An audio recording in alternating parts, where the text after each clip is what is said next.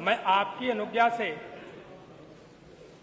उत्तर प्रदेश में codeine syrup के अवैध कारोबार के संबंध में दिए गए कार्यस्थगन प्रस्ताव पर आपने बोलने की अनुज्ञा दी, इसके लिए आपको बहुत बहुत आभार।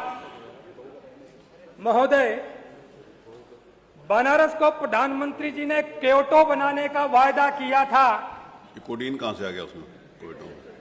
और उत्तर प्रदेश की भारतीय जनता पार्टी की सरकार ने कब सिरप के उस अवैध कारोबार के जरिए बनारस को एक संगठित आर्थिक अपराध का सबसे बड़ा अड्डा बनाने का काम किया है। महोदय, यह कारोबार सरकारी तंत्र के संरक्षण में पल रहा था, बढ़ रहा था, और इसकी जड़ें इतनी गहरी जो उत्तर प्रदेश के बनारस से पोषित होकर के प्रदेश के बाहर निकल करके देश के कोने कोने में जाकर के नेपाल, भूटान, बांग्लादेश जैसे देशों में जाकर के भारत की छवि को धूमिल करने का काम कर रहा है। जहां भारत ज्ञान विज्ञान को फैलाने का काम करता था, वहां पर भारतीय जनता पार्टी की संरक्षण में सरकारी तंत्र ने उसकी पहचान को बदलने का काम किया। आज वो नशे का कारोबार करने का काम कर रहा है। माननीय, अभी जब इस पर 1 दिसंबर को ईडी आई, ईडी ने भी माना कि शायद इस तरीके के अवैध कारोबार से जो सरहद पार आतंकवादी संगठन है, उनको हो सकता है कहीं न कहीं से लाभ मिल रहा हो, मदद मिल रही हो। इस बात से न देश का कोई निवासी इनकार कर सकता है, और ईडी ने भी इस बात को स्वीकार किया।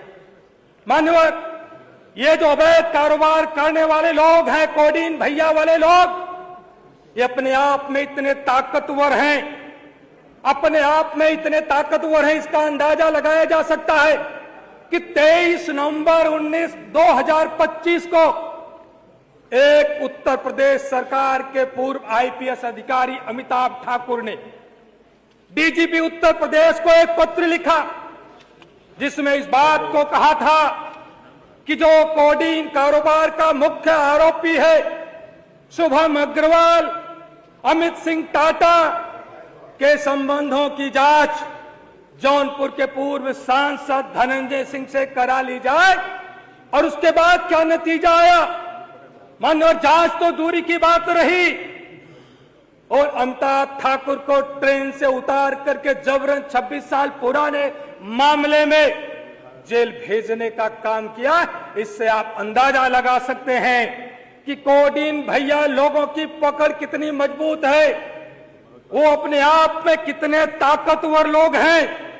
मान्यवर, इसलिए मैं आपके माध्यम से मैं कहना चाहता हूं कि जब जब उत्तर प्रदेश में भारतीय जनता पार्टी की सरकार में कोई भी भ्रष्टाचार पल रहा होता है, विपक्ष का कोई नेता उसको उजागर करने की कोशिश करता है, तो उसकी जबान को बंद कराने का प्रयास किया जाता है। मैंने एक भ्रष्टाचार की बिल्डिंग का उजागर करने का काम किया, सरकार ने मुझ पर मुकदमा दर्ज कराने का काम किया। हो सकता है कि आज इस कोडीन के अवैध कारोबार के बारे में मैं सदन में बात कर रहा हूं, मेरे ऊपर भी कल कोई फर्जी मुकदमा दर्ज कराया जा सकता है। मान्यवर, मैं पूछना चाहता हूं, जो लोग इस कोडीन कारोबार के मुख्य आरोपी हैं, ये आज से सरकार को नहीं पता चला, ये 2022 से जानकारी है। मुख्य आरोपियों में विकास सिंह नरवे, शुभम जायसवाल, अमित सिंह टाटा, आलोक प्रताप सिंह, विभोर राणा, विशाल सिंह, प्रीतम सिंह, दिवाकर सिंह, विशाल उपाध्याय, प्रशांत उपाध्याय, आकाश पाठक जैसे सैकड़ों नहीं 225 से ज्यादा अभियुक्त इसमें अभियुक्त बनाए जा चुके। मान्यवर, लेकिन आज तक उत्तर प्रदेश वह प्रदेश है जहां पर जिसके ऊपर कभी एक प्राथमिकी भी नहीं दर्ज हुई थी, उनके भी घरों को गिराने का काम बुलडोजर से किया गया। एक छिनेकी का झूठा भी आरोप मिला तो उसकी टांगों में गोली मारने का काम किया गया। ये 225 लोग अभी जो प्रकाश में आए, इनकी टांगों पर गोली नहीं मारी गई, इनके घरों पर बुलडोजर नहीं चलाया गया, जो आलोक सिंह की जो बात आती है, आप सब लोगों ने मीडिया के माध्यम से देखा, जो एसटीएफ का बर्खास्त सिपाही था, यहीं लखनऊ की धरती पर अरबों का मकान, इतनी बड़ी संपत्तियां बनाने का काम किया, और माननीय मुख्यमंत्री जी की सारी फाइनेंशियल इंटेलिजेंस एजेंसी केवल उसका स्वागत और सम्मान करती रही। मुझे ऐसा लगता है कि अगर किसी ने शिकायत भी करी होगी कि आपराधिक कारोबार से सृजित की गई संपत्ति है, तो हो सकता है उसे देख करके सरकार को गौरव की अनुभूति हो गई हो, और इसीलिए जो बुलडोजर उसकी तरफ जाना चाहिए था, वो बुलडोजर का ड्राइवर भी कोडीन के नशे में मस्त हो गया और रास्ता भटक गया। इसलिए माननीय, मैं आप सब लोगों से मैं कहना चाहता हूं, आपके माध्यम से मैं अवगत कराना चाहता हूं कि ये कोडीन कफ सिरप का मामला आज से नहीं, 2022 से सरकार पर सवाल इसीलिए उठ रहे हैं, और इसीलिए मैं बारंबार कह रहा हूं कि सरकार में वो कौन लोग हैं जो इन्हें संरक्षण देने का काम कर रहे हैं। 2022 में कोडीन कफ सिरप के अवैध कारोबार की बात आई थी। एफएसडीए ने जांच कराने का काम शुरू किया था। उत्तर प्रदेश के 50 से ज्यादा जनपदों में अवैध कोडीन कफ सिरप बरामद की गई थी, लेकिन 2022 से आज दिसंबर 2025 चल रहा है। उस समय जांच क्यों रोक दी गई? वो फाइलें कहां लापता कर दी गई? किसे बचाने का प्रयास किया जा रहा है? ये मान्य, और ये सब कुछ फाइलों में दफन होकर के रह गया। और उसके बाद मामला खुलता है, फिर से मामला खुलता है जब लखनऊ की धरती पर फरवरी 2025 में सुशांत गोल्फ सिटी में एक बार फिर से बड़ी बरामदगी होती है। लाखों बोतल न्यू फेंसिडिल सिरप पाया जाता है, और प्राथमिकी में शुभम जायसवाल, विकास सिंह नरवे, अमित सिंह टाटा, आलोक प्रताप सिंह, ये सब लोग उसमें भी अभियुक्त बनाए गए। लेकिन फरवरी से लेकर के आज दिसंबर 2025 चल रहा है। दिसंबर 2025 चल रहा है। अगर उस पर प्रभावी कार्रवाई हो गई होती तो उत्तर प्रदेश की इतनी बदनामी नहीं होती। और उत्तर प्रदेश में ऐसे आरोपी जो नाम आ रहे हैं, संगठित अपराध करके इतने बड़े पैमाने पर आर्थिक अपराध का साम्राज्य नहीं खड़ा किया होता। माननीय, इसलिए यह मामला आप समझे, जो सेंट्रल ब्यूरो ऑफ नारकोटिक्स है वो कोडीन का एलोकेशन करता है, और कोडीन का एलोकेशन करने की कभी जांच नहीं कराई गई। यह केंद्र सरकार से लेकर के उत्तर प्रदेश सरकार तक उसकी जड़ें गहरी हैं।